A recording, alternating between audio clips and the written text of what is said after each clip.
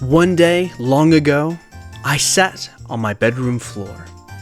I was deep in concentration, crafting the most amazing Lego creations ever seen. And as the warm summer sun began to set, my mind began to reminisce of the events of the day. I woke up. I microwaved a burrito. I climbed a tree. I ate a Skittle I found near the car. I had a conversation with my friend. Hey, I got a big old spaceship. It's made of Lego. Oh yeah? Yeah, you want to build it with me? Yeah. Okay. Come by later today. I then looked down at my watch. I was late. I got up and got ready to embark on my journey. See, there were two ways to enter my friend's house. Either you could take the long path on the paved road, which I couldn't take because it would take too long, and I was already behind schedule, or there was another path, a dark path, a shortcut, straight through the woods. I didn't have much of a choice, so in preparation, I put a few things in my inventory. I grabbed my jacket to defend myself from the cold and to look cool, my trusty dagger, though it didn't glow blue to warn me of enemies, it was pointy and sharp. And of course I grabbed my adventure hat. The entrance of the shortcut through the woods was dark and uninviting. Two great trees sat on either side of the entrance, like a gnarled archway with a door made of shadow. Few times had I been through this way, but never alone, and never this late in the evening, but need drove me. I took a deep breath and plunged into the woods.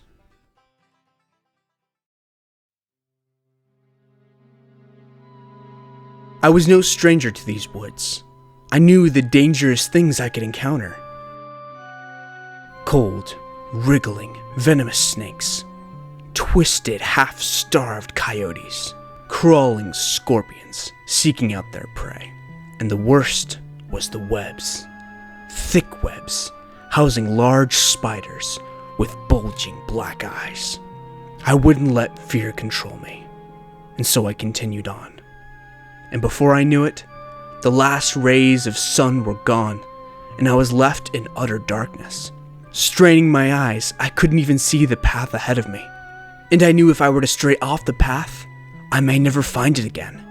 I had no idea how to get out of this mess. And so I sat down on the cold dirt floor of the path and gave myself up to miserableness. Sometimes the path to the destiny God has given us can feel like trekking through a dark, dangerous wood. All around you, there are enemies that have one desire: to see you fail. And at any moment, you could turn back. But you would miss out on the bright future that God has for you, and the greatest adventure that's ahead.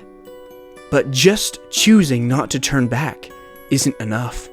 There will be times where the darkness ahead is so blinding that you cannot move forward anymore. What do we do in those times of utter hopelessness? I was completely enveloped by the darkness, and I was too afraid to take another step. But as I was sitting, I felt something in my jacket pocket, and then I remembered. And you, I give you the light of Erendi, our most beloved star. May it be a light for you in dark places when all other lights go out. I flicked on my flashlight and illuminated my way, and continued on the path to my friend's house. Soon I was able to see the golden lamp of his front porch, and there he was, waiting for me. The psalmist writes, "How can a young person stay on the path of purity? By living according to your word. And your word is a lamp unto my feet and a light unto my path." We've been given this amazing tool that, when darkness is all around us, it can help us. It can light the path ahead of you. It's the Word of God, or the Bible.